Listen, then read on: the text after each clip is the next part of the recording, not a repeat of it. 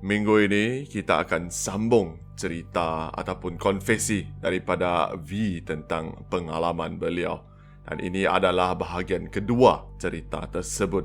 Sekiranya anda belum lagi tonton bahagian pertama, saya akan letakkan link di mana anda boleh pergi dan tonton bahagian pertama dahulu dan kemudian sambung di sini untuk bahagian kedua. Sekali lagi, tajuk untuk pengalaman V adalah mimpi yang tiada kesudahannya, dan ini adalah bahagian kedua.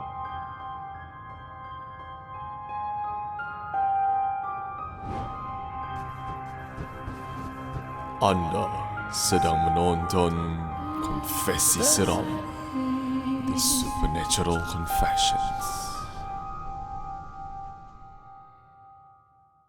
Begitu saja beberapa tahun sudah berlalu dan saya pun sudah mula lali dengan mimpi-mimpi sebegitu. Tetapi dua kejadian yang saya akan ceritakan selepas ini hanya berlaku sekali sahaja. Kejadian pertama, apabila saya berkahwin, suami dan juga anak sulung yang baru lahir pindah masuk dan kami tinggal di rumah dan juga bilik yang sama. Pada ketika itu, setiap pagi, alarm ataupun loceng kami akan berbunyi pada pukul 6.15 pagi.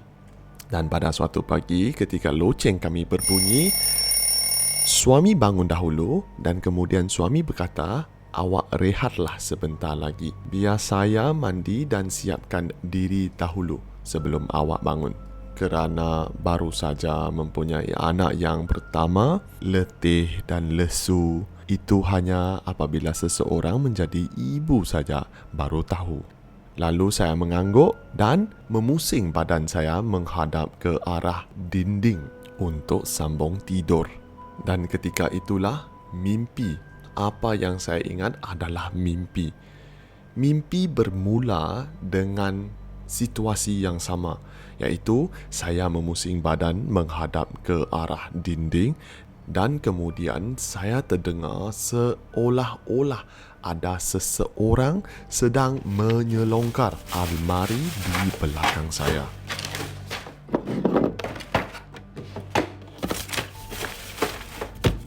Dan apabila seseorang itu seperti gagal mencari benda yang dikehendaki, barang di dalam bilik saya ditikam di merata tempat.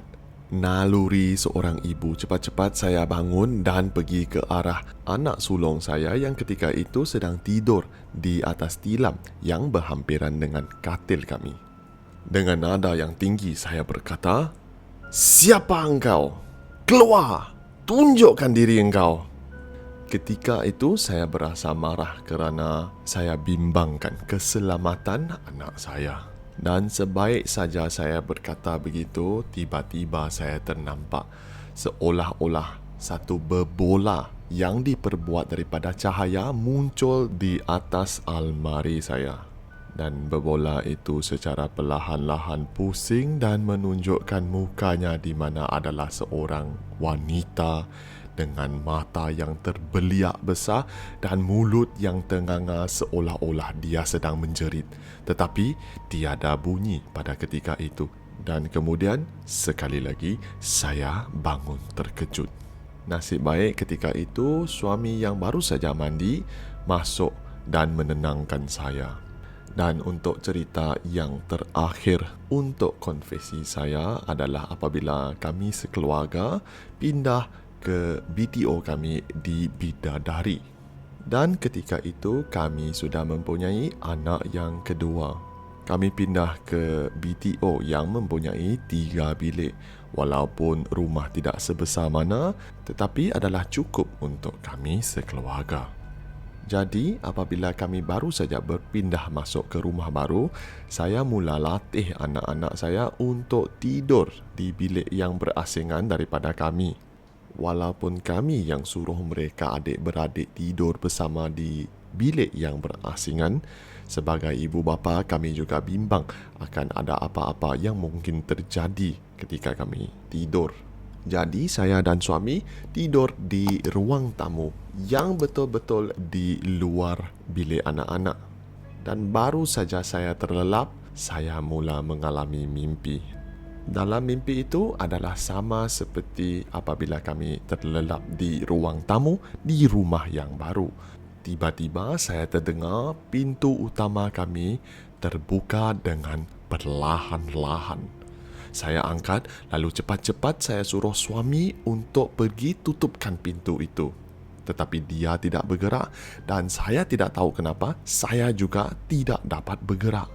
Dan itu saja mimpi tersebut. Pendek, tetapi apabila saya terbangun, saya terdengar dan ini adalah bangun daripada tidur. Mama.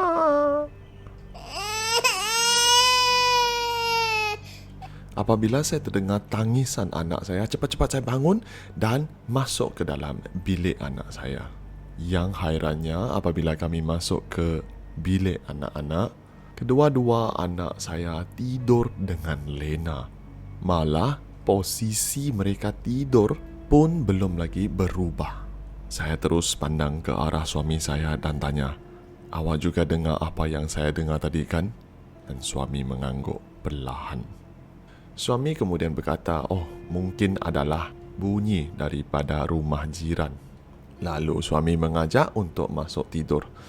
Keesokannya, kerana rasa tidak puas hati, lalu saya menghantar teks ke satu grup chat di mana setiap pemilik BTO di estet kami ada di dalam grup chat tersebut. Dan teka apa yang kami ketahui. Kami adalah satu daripada 3 keluarga yang baru saja menetap di flat di Bidadari. Dan daripada 3 keluarga ini, kami adalah satu-satunya keluarga yang mempunyai anak kecil. Itu saja untuk minggu ini. Apakah pendapat penonton-penonton ataupun saudara-saudara sekalian? Adakah itu hanya sekadar mimpi-mimpi ngeri yang dialami oleh V? Ataupun ada sesuatu yang tidak kena dalam hidup V? Letakkanlah di ruang komen di bawah. Seperti biasa, sekiranya anda mempunyai konfesi ataupun cerita anda sendiri, tuliskanlah di ruang komen di bawah ataupun hubungi kami di laman web kami iaitu supernaturalconfessions.com. Saya Kim, host untuk Konfesi Seram, mengucapkan terima kasih kerana menonton dan jumpa lagi. What did you find? You are listening to Supernatural Confessions.